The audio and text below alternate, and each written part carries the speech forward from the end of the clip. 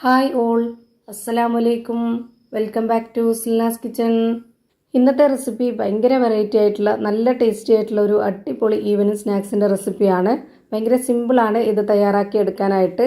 കുട്ടികൾക്കും വലിയവർക്കൊക്കെ ഒരുപാട് ഇഷ്ടമാവും. അപ്പോൾ ഇതെങ്ങനെയാണ് തയ്യാറാക്കുന്നതെന്ന് അറിയാനായിട്ട് വീഡിയോ സ്കിപ്പ് ചെയ്യാതെ മുഴുവനായിട്ടൊന്ന് കണ്ടു നോക്കണേ. റെസിപ്പിയിലോട്ട് കിടക്കുന്നതിന് മുമ്പായി സിൽനാസ് കിച്ചൺ ചാനൽ ആദ്യമായിട്ട് കാണുന്നവരാണെങ്കിൽ പ്ലീസ് ഒന്ന് സബ്സ്ക്രൈബ് ചെയ്തേക്കണേ.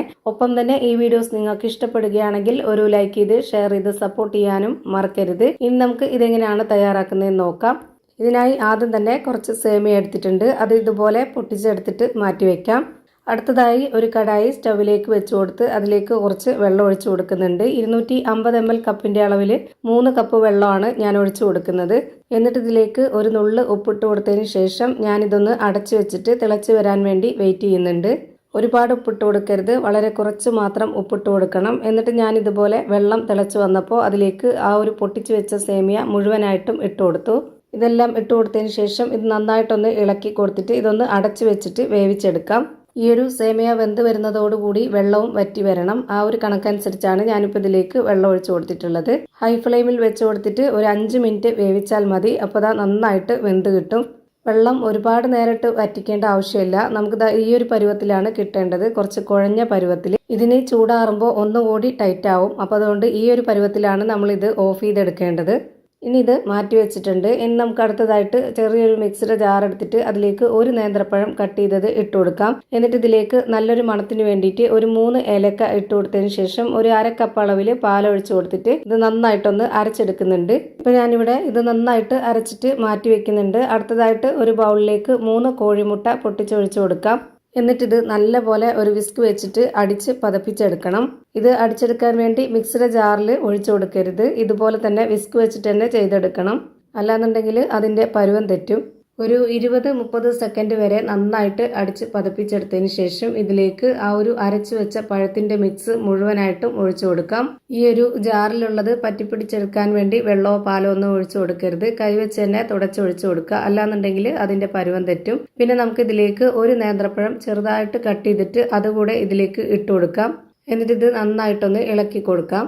ഇനി നേരത്തെ വേവിച്ച് മാറ്റി വെച്ചിരുന്ന ആ ഒരു സേമിയ നമുക്കിതിലേക്ക് മുഴുവനായിട്ടും ഇട്ട് കൊടുക്കാം. സേമിയ ഇതിൽ വെള്ളമെല്ലാം വറ്റി ഒന്നുകൂടെ നന്നായിട്ട് ടൈറ്റായിട്ട് വന്നിട്ടുണ്ട്. ഇതിലേക്ക് ഇട്ട് കൊടുത്തിട്ട് ഇതുപോലെ നന്നായിട്ട് ഇളക്കി യോജിപ്പിച്ച് കൊടുക്കാം. ഇനി ഇതിലേക്ക് മധുരത്തിന് ആവശ്യമായിട്ടുള്ള പഞ്ചസാരയാണ് ഇട്ട് കൊടുക്കുന്നത്. ശർക്കരയാണെന്നുണ്ടെങ്കിലും കുഴപ്പമൊന്നുമില്ല, അതൊക്കെ ഓരോരുത്തരുടെ ഇഷ്ടമാണ്. ഞാനിവിടെ 1/4 കപ്പ് അളവിൽ 2 കപ്പ് പഞ്ചസാര ഇട്ട് കൊടുത്തു. പിന്നെ ഇതിലേക്ക് പാലാണ് ഒഴിച്ചു കൊടുക്കുന്നത്.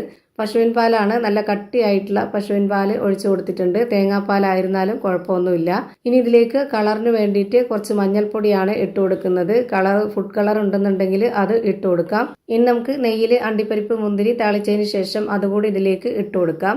സേമിയ വേവിച്ചിരുന്നപ്പോൾ ഉപ്പ് ഇട്ട് കൊടുത്തിട്ടുണ്ടായിരുന്നു, അതുകൊണ്ട് ഇനി ഇതിലേക്ക് ഉപ്പിൻ്റെ ആവശ്യമില്ല.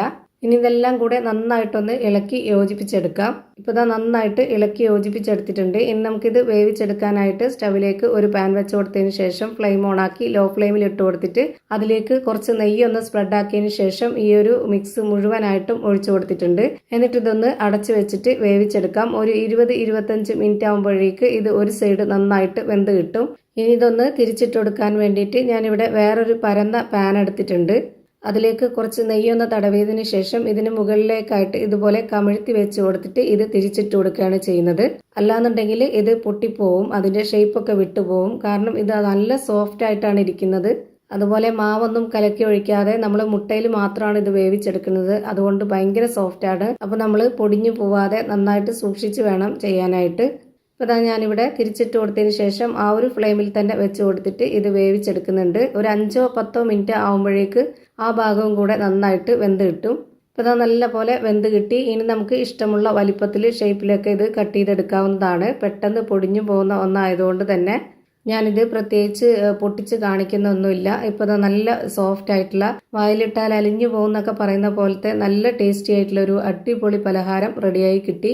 അപ്പോൾ എന്തായാലും ട്രൈ ചെയ്ത് നോക്കാൻ മറക്കരുത്. എല്ലാവർക്കും ഇഷ്ടമാവും. അപ്പോൾ ഇത്രയേ ഉള്ളൂ ഇന്നത്തെ വീഡിയോ ഇഷ്ടമായാൽ ലൈക്ക് ചെയ്യാനും കമൻറ്റ് ചെയ്യാനും ഷെയർ ചെയ്യാനും മറക്കരുത്.